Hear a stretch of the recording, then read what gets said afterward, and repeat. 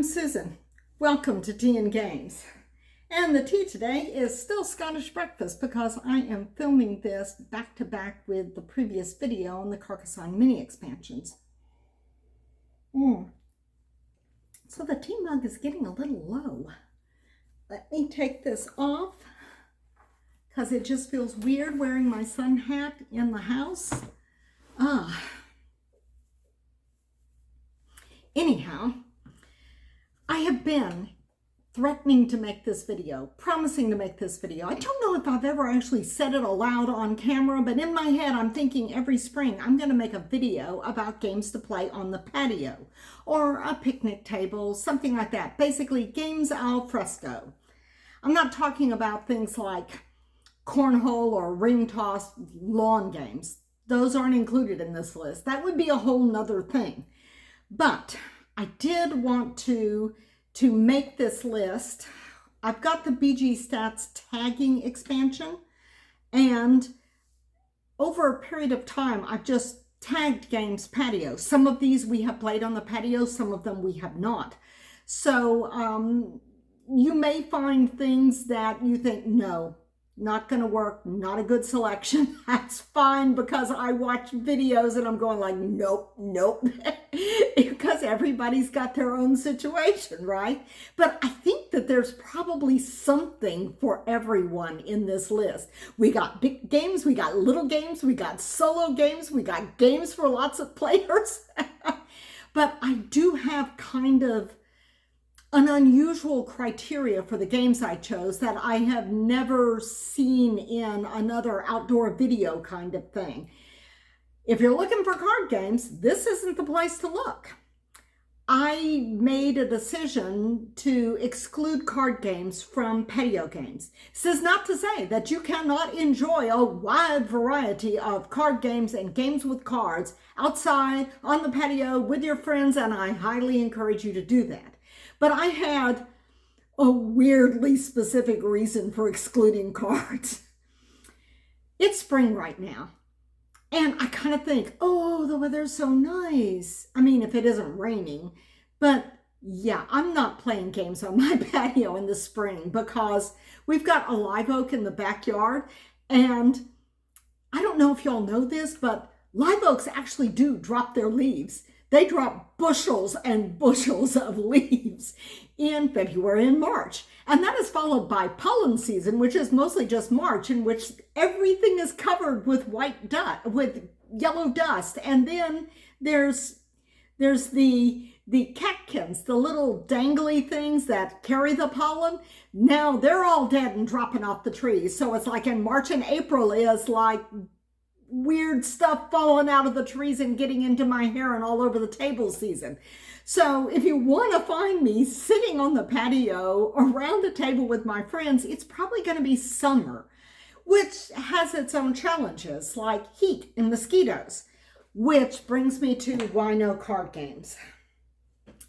When we set out on the patio with our friends, I always run an extension cord and hook up an oscillating fan that just blows back and forth over us and the table.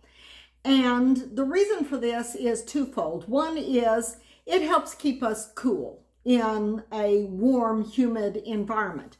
But the other thing is that mosquitoes are not super strong flyers. They're not going to do well against a headwind or a really strong breeze. And so if you've got fans going and it's blowing air everywhere, then you're not going to be swarmed by mosquitoes. I mean, we've had friends sit outside all day and nobody is slapping and scratching. And I'm super allergic to mosquito bites, so I would notice if I was getting horribly bitten with the fans blowing across the table. But fans riffle cards. If you're playing a game that's got a card tableau, those cards might not stay exactly where you put them. They might start to edge off to the side after a while. Or, you've got cards that you're passing around and laying down, and it's like, and the wind catches one. So yeah, I specifically avoided things with cards. I have two honorable mention games, which I think would be excellent patio games, but they do have cards, so that breaks my rule, and that's why they are honorable mentions. And one of them is just like a really nifty two-player game that you could actually play on a little cafe table. So I will do those honorable mentions right up at the top. I have my other games stacked off camera here mostly, but I didn't bring those in. And the two that I wanted to mention are Tapple, which is a good kind of little game for a party game for a whole bunch of people, where you're all sitting around and you're like slapping the little ticky thing in the middle of the table to come up with the words that start with the letters that fit the category, which is on a little card, which is stored in the base of the game. But the fact of the matter is, technically there is a tiny little card that's out there. So it kind of disqualified Tapple, though I don't think that, I think that Tapple would be a good one for this list. And the other one is Tennis, which is a two-player archaeological excavation game that I have talked about before. You're trying to remove layers of tiles and collect sets of tiles for things. And because this is all in a box and you're both just like pulling off layers and looking at the box and everything, and this would be great for a cafe table, but you do have cards which give you special abilities. So you would need like a paperweight or something to hold down the cards you've played and the cards you haven't played, perhaps. But I think that would be an excellent two-player game for like a very small table. A lot of these games will not fit on like a tiny little two-person cafe table, but Tennis, spelled T-A-N-I-S, will. And we enjoy it a lot. It is on the lighter side. Most of these games are. It's like the heavier the game, the less you want to pick it up and haul it somewhere. Am I right? Some of these games are travel games and some of them aren't, but they travel well. So I am doing this alphabetically. I know it's like people do these ranked lists. This is 20 games in alphabetical order. So yeah, I'm sorry about that. I felt like I was doing good to get the list together and gather all this stuff up. I'm not going to rank them. Y'all can figure that out.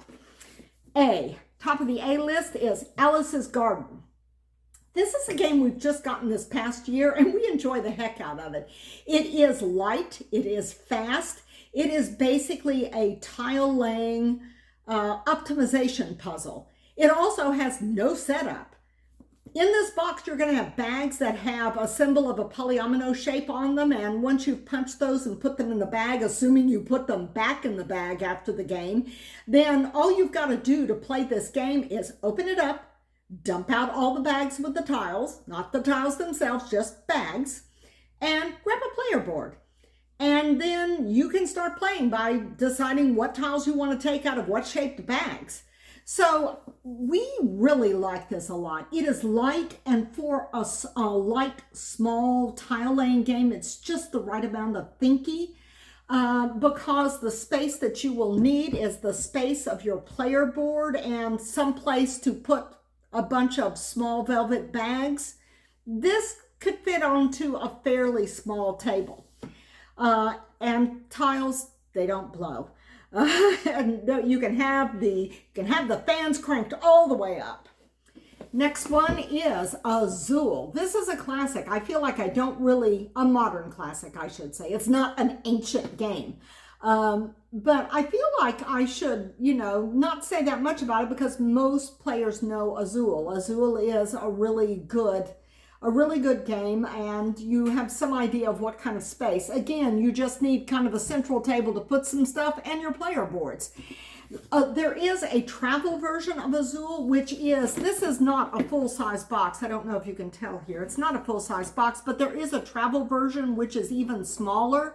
And the travel version has like a little plastic thing that you can put the tiles in, which will kind of hold them in place, which might be something that you would want to consider. I think there's also an expansion for this that has the plastic overlay. Next is, first co-op game of the list, Beacon Patrol. You are laying tiles and trying to score points off of what you lay and surrounding things on here. And this got a lot of buzz when it first came out, and it's actually got a couple of expansions that I haven't even picked up yet. But people are not talking about it quite so much anymore. I tend to think of it strangely as a summer game. I guess it's all those kind of cool colors, like it looks very cooling on a hot day. But these are actually ice flows, so yes, it would be cooling. But Beacon Patrol is, the only thing I would say about it in these square tile games is that it sometimes, if you have a highly specific and small space, these games where you're laying tiles and you're putting things, and of course you're trying to surround stuff in here, you're trying to keep it compact, but it can sometimes sprawl a little bit because you can get into trouble trying to figure out where you can move your ship. So that is something to keep in mind with some of these games in particular, where there are no restrictions on where you're placing your tiles out, or no player board. And another one that would fall into that category is Botnik. This is a 2-player game. We have played this on the coffee table. I don't know if it would fit on a small cafe table, but we have indeed played it on a coffee table. You have a small central board and you are building, both players are sitting across from each other, building down and across from that. Mine usually, I think, goes like about 4 tiles down and then across. This does not have nearly as many tiles as some of the other tile laying games, and it is a 2-player game. It's fun and it's quirky. I like the artwork on it a lot. But yeah, that's another Beacon Patrol. We've only played it 2, but it plays more players. It plays up to 4, and I kind of think the sweet spot for it might be 3. But Botnik is a 2-player game. And next, what do we have after Botnik? I don't know which stack it went to. We've got the classic, modern classic, Carcassonne. It's like the original lay down tiles and put meeples on them game. This is a game that actually invented, or rather one of the fans of the game invented the word meeple to describe the workers that you are placing on the game. So this is not a worker placement game. It's more like area control and territory and basically scoring for features. But yeah, this will sprawl. I mean, if you have a picnic size table, you could probably roll in expansions, but if you are playing on, say, I don't know, like a 4x4 table, it might tend to sprawl a little too far if you add too many things to the base game. But we like this game a lot, so of course this game is one, and no cards, it's just tiles and meeples. So, and there are a few expansions which will have like small tokens that you could lay on there, but I don't think those would necessarily blow, but I don't think I've ever actually tested it out outside with the small little thingies, the expansions that have small tokens that might possibly shift. I'll have to do that sometime. Goals. And next, that's right, we're on this stack here. This is an oldie. I'm not actually sure if this is in print, but this is Cottage Garden. And thematically, this works pretty well for that whole sitting out on the patio or picnic table or whatever. And that's another thing. These games can be played, if you don't have a patio, you can play them on a picnic table at a park or something, because a lot of these games are very small and portable, like Alice's Garden. And Cottage Garden, though, you're going to need a decent sized table, because this is one of those Uwe Rosenberg polyomino tile laying games in which you are going to have tiles spread out around the table or laid out on the table, and you're going to be going up and down the grid there, picking up tiles as you go around the thing. So you're going to need some space for this, but it is thematically very appropriate, and it's not, wouldn't say it's heavy. All of these games I would consider portable, even if you've just got a book bag. I mean, I wouldn't want to put like 7 or 8 of them in a book bag. You probably wouldn't be able to fit them, but otherwise, yeah. Cottage garden, and next up is, I have not actually tried this on the Patio dice miner. You think, oh, it's got cards, but the cards are actually a heavier cardboard, so I don't think they're going to go anywhere. And I do have the cardboard mountain, not the deluxeified plastic mountain. I actually like the way the cardboard mountain looks. I do not know if, and it seems pretty stable to me, I don't know if a fan would mess with the cardboard mountain. It might depend upon the angle of the mountain to the fan. But I think that this one will work well on a patio table. It doesn't take up too much space. Essentially, you've got the mountain in a central area, and it doesn't take up a whole lot of space. It's cardboard. It goes more or less straight up at a slant, so you can stack the dice on it. And then you've got, each player has like the pile of dice that they selected. So I do want to try this one on the patio because I have not. Dice miner. Let's see. Beacon to dice miner. This is another one I haven't tried on the patio that I think will work. And that is Dive. This is a programming game where you're going to be, and this is another one that has a thing that you will set up. You'll have like a little screen that you will make your choices behind, and I am not sure that the screen will stand up to the fan. So that's one that I will want to test out. But you got translucent tiles here. I don't know if you can see, there's Hammerhead Shark.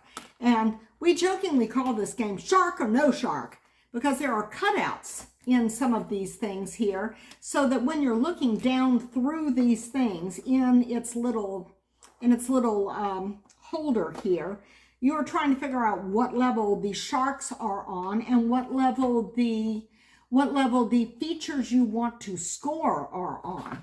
And it is a fun little summer game. We tend to only play it in the summer. It's also very pretty. I do think that this one would probably work on the patio. If there's some that I mentioned that I think might be iffy and you've actually played them outside, let me know. Particularly outside under, say, windy conditions, because that would be my only concern with some of these games, is whether or not, like this one has like the little screen that you put up when you're choosing the things for the next round. So I don't know if that would stand up. It might just depend upon the angle of the fan or how big the breeze was. And now, here we go.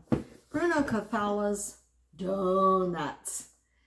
Donuts is, okay, it looks like donuts, right? I mean, it has a cute theme, but this is fundamentally, at its heart, an abstract strategy game. It is a 2-player abstract strategy game, and this is one that you could play on a small cafe table, because the players have their board and they have their stack of donuts, and you can tell these are pretty heavy. They're not going to be sliding around. So, I mean, well, actually there's a central board. I said the players have their board. The players have their shared board. And it's bigger than this, because you've got to lay it out you've got to basically make a grid of these different pieces. That also makes it very replayable, because the areas are going to be, and the angles are going to be different for every game.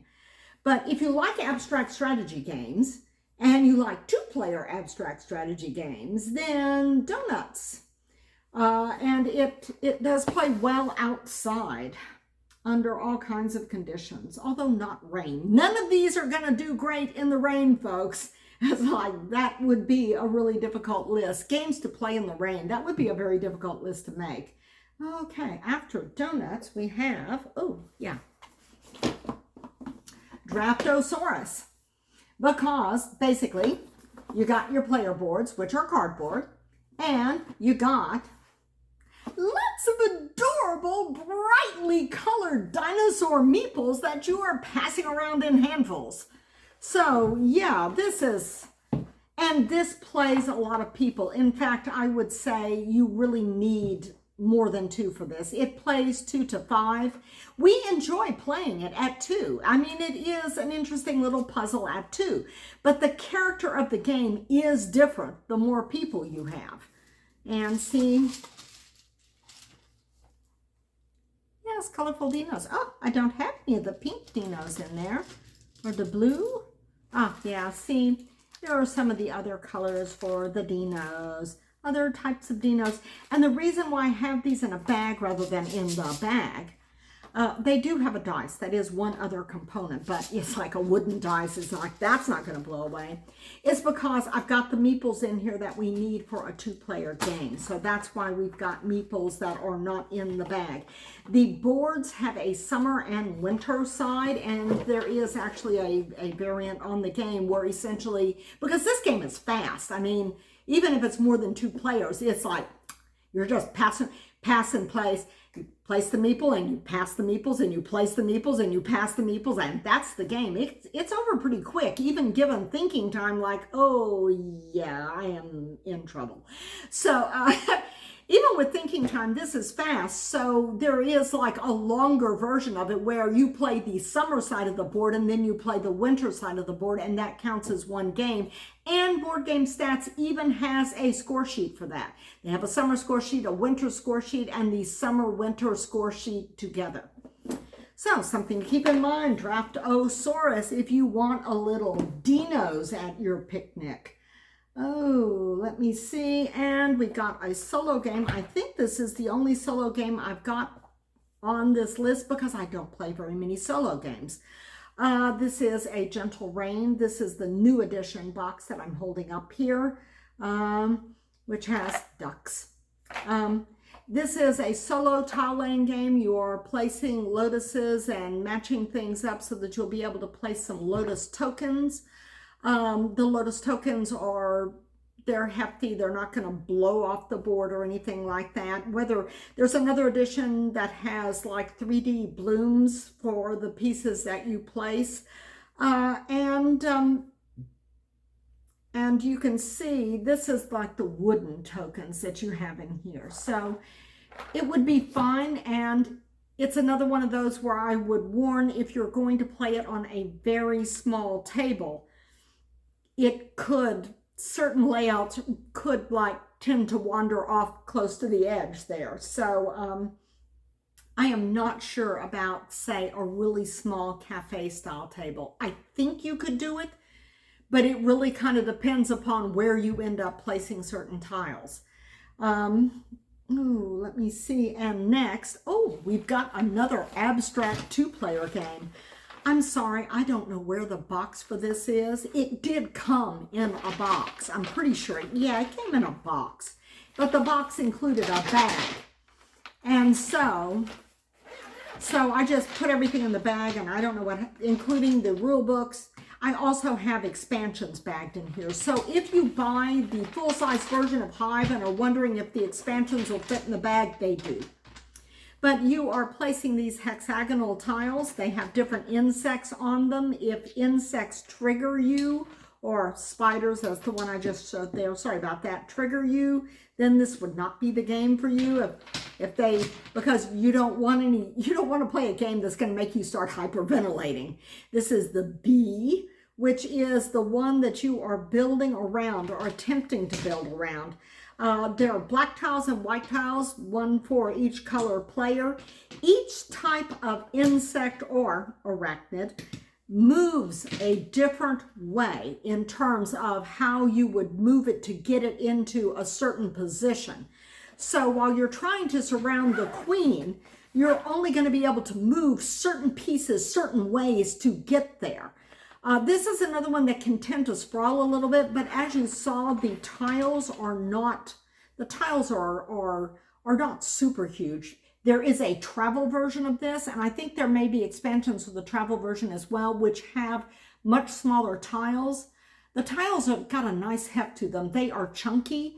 I like the size and the feel of these tiles, and I mean, bigger tiles do make a heavier bag, but I don't think that having the larger tiles really does anything bad for the portability of this game.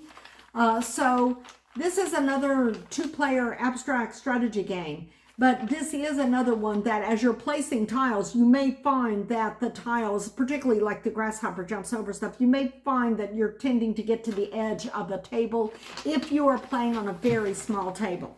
I didn't put the rule book back in. I should do that before I scoop it up and put it away and leave the rule book on the table. Like, that has never happened. Next up, got another dice chucker. Okay, I don't have the box for this either. I don't think I threw it out because I tend to keep boxes in case I want to get rid of a game, but I'm never getting rid of this game. So anyhow, I basically just got myself a dice cup off Amazon with a lid. A lot of dice cups don't have lids, and I don't know what's up with that because a lid is what makes this whole thing like a game, portable. You can put dice for any number of games in this dice cup and bingo, you've got portable games. So what I have in here are a couple of pencils, some ripped out score sheets for Yahtzee, and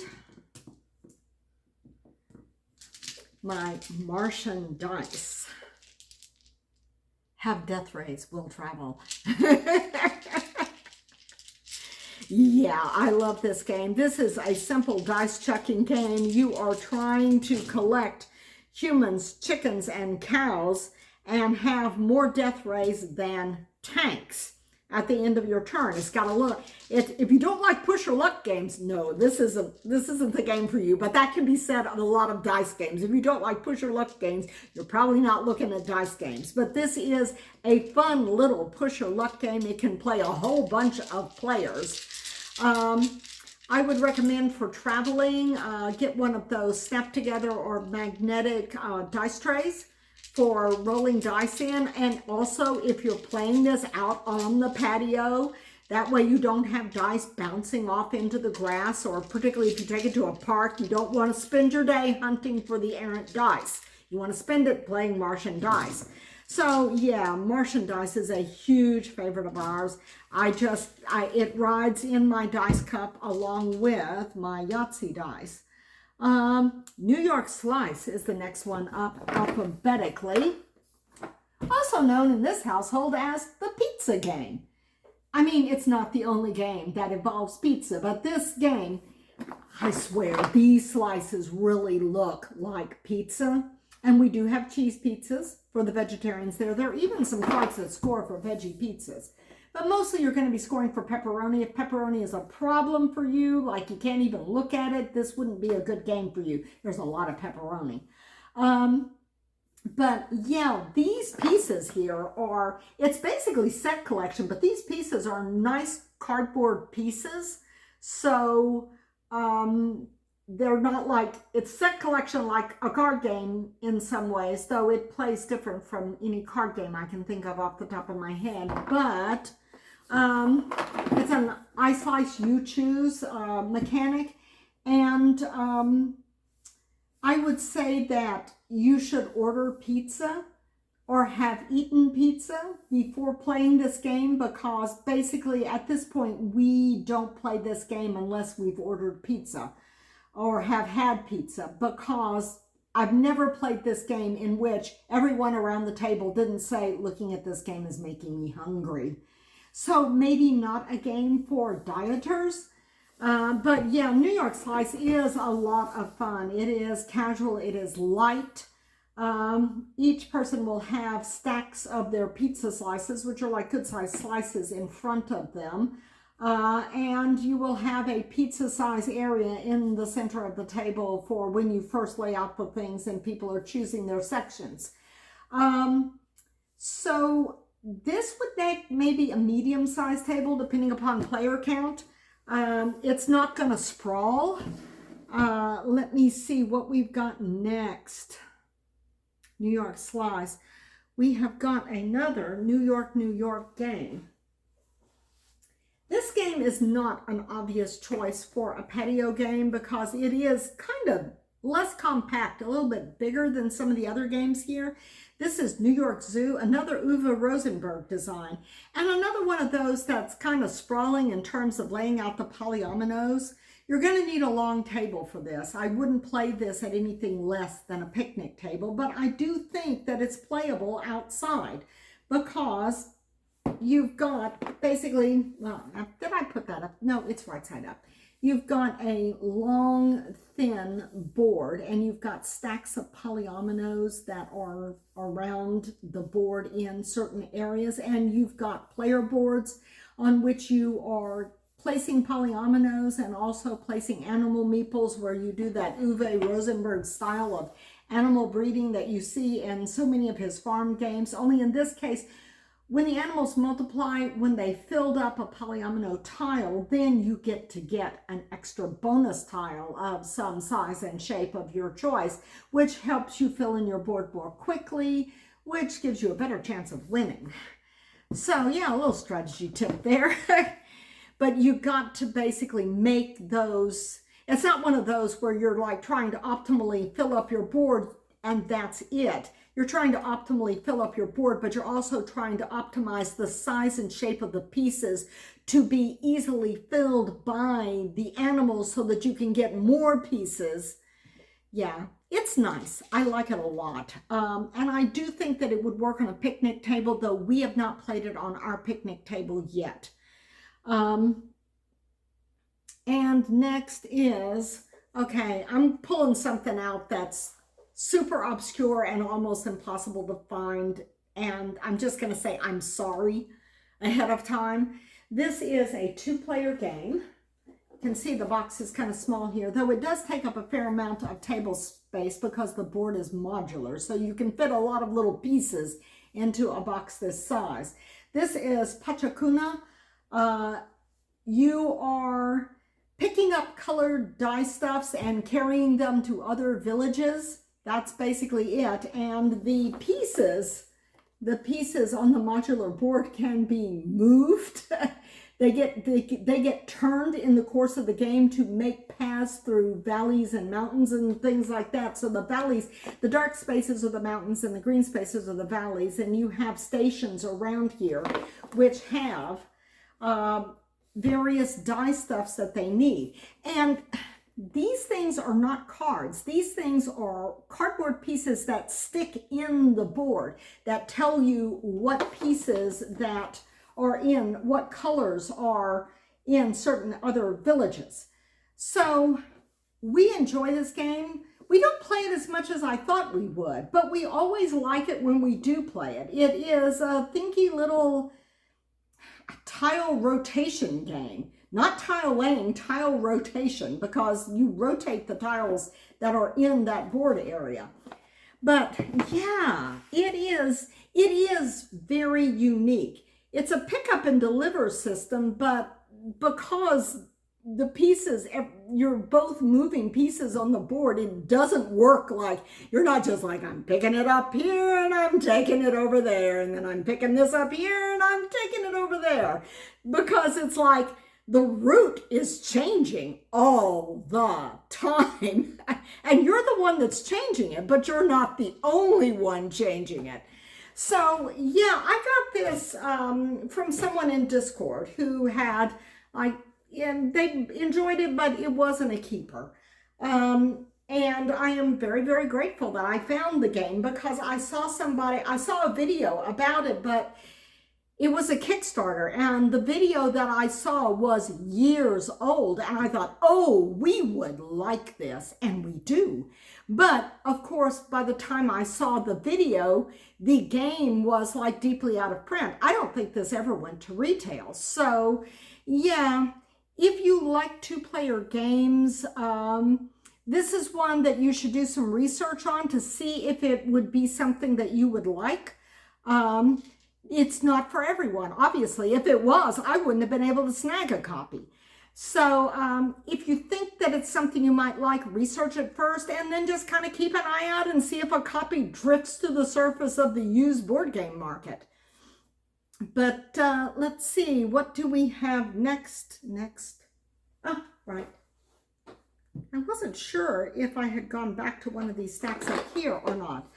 The classic patchwork. We have a lot of Uwe Rosenberg games, and we have a lot of Uwe Rosenberg games that are on my Patio games list.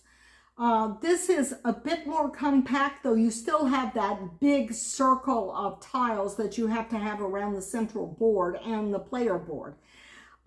This particular version is not the original version. There are many versions. Most of these are just reskins, like a different theme, but the tiles are the same.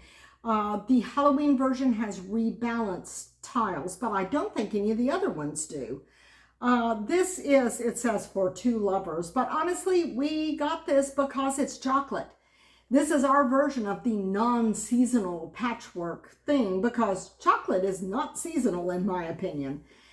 Y'all are familiar with patchwork. I feel like I need to say much more about it because it is such a classic. Probably most people who are board gamers have at some point or other played patchwork.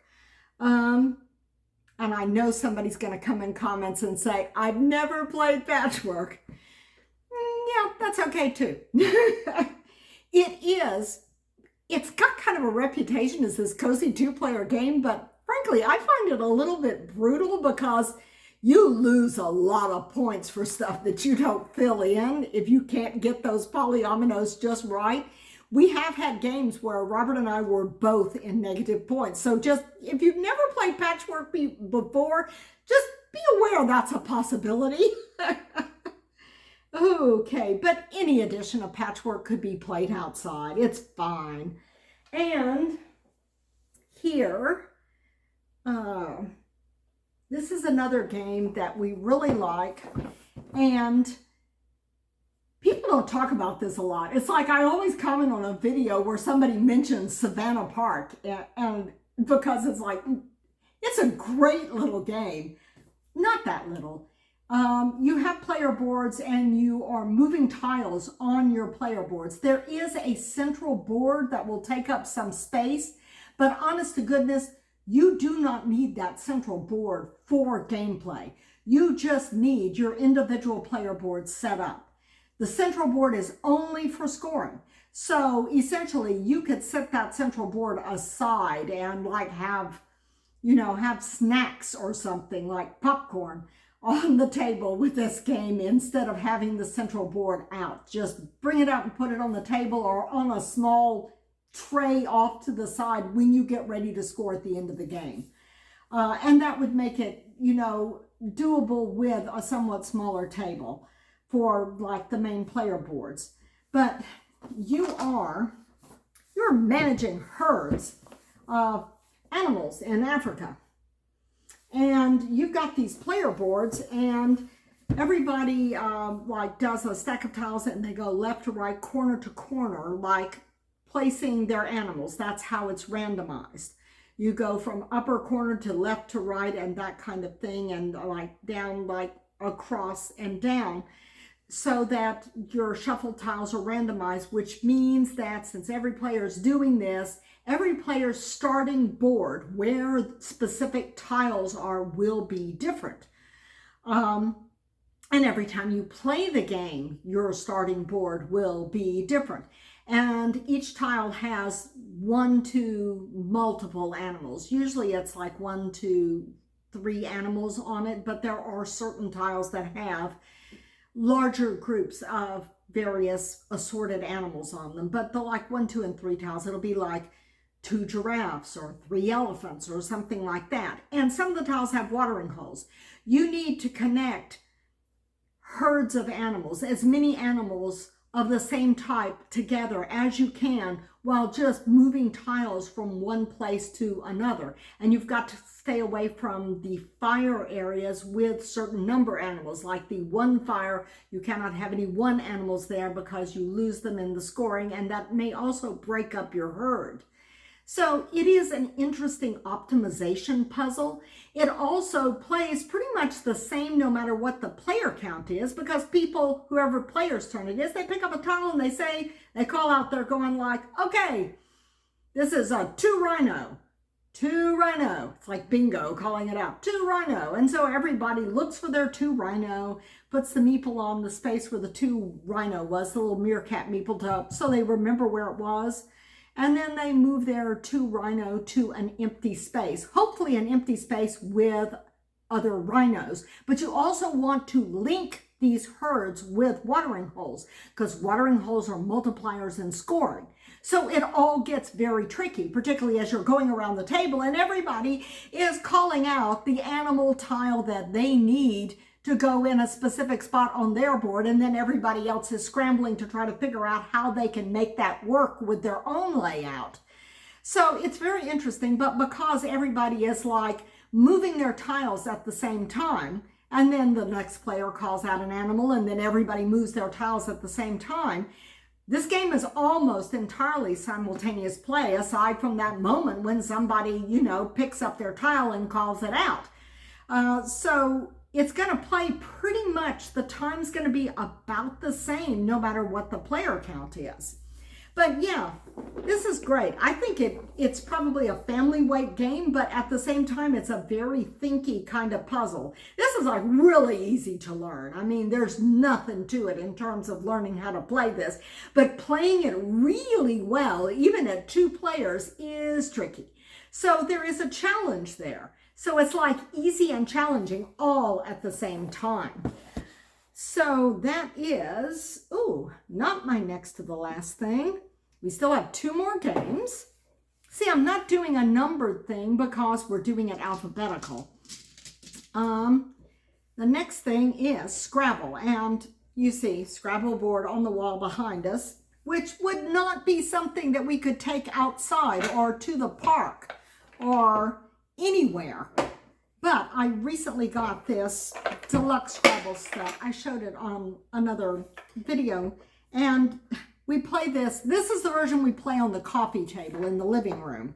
And of course, it can go out on, this will fit on a cafe table, a small cafe table. So if you can fit people around the cafe table to play it, it will work. And it's fairly steady. It's got little ridges here to hold the tiles in. As long as you don't try to grab it in the middle and fold it, you can hand it around or turn it around and not dislodge things. So, and it looks nice. Let's face it, it does. The bag with the tiles is inside here, as is the little scoring rack, rules, and a pad of paper and a pencil. That's all under here because these things slide out. Yeah, there was the bag there. So yeah, we like this a lot, and this would totally be suitable for playing outside and even on a small cafe table. And the final thing, which I mentioned briefly in passing when I was talking about Martian dice, the final game is another dice chucker, Yahtzee. This didn't come with the dice cup. We got just like, I think the dice cup came with like regular plain white dice, but I got me some nice ivory colored dice because I thought that they would look good with the dice cup and all. So yeah, Yahtzee, the final game of my playing outside list. And as I said, if you're playing dice rolling games like Dice Miner, Martian Dice, Yahtzee, I think those are the only dice chuckers in here that I can think of right now. The only ones on my list, but still 3, do use a dice tray. And if you want it to be portable, then like a snap together dice tray or a magnetic snap dice tray, so that you have something that will contain the dice when you roll them on a table outside, because you do not want dice flying off into the tall grass. And as I said, with my Yahtzee, I keep, because it's usually just Robert and I keep a couple of score sheets ripped out of a Yahtzee score sheet book. I'm sure that's probably going to make somebody out there cringe. Sorry about that. A couple of like half pencils.